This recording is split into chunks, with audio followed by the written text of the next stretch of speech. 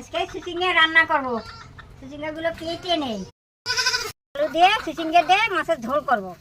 লঙ্কা দিয়ে দেই, তেল দিয়ে দেই, চিচিঙ্গা দিয়ে দেবো, ভাজিয়ে নেই, লবণ দেবো, হলুদ দিয়ে দেবো। আবার ভাজা হয়ে গেছে, জল দিয়ে দেবো, ঢাকা দিয়ে দেই, ঢাকাটা খুলে দেই, কাঁচা মাছগুলো দিয়ে দেই, তরকারি নামিয়ে নেই, সোমবার দেবো। তেল দিয়ে দেই, এই যে সোমবারে দেই, ঢেলে দেই,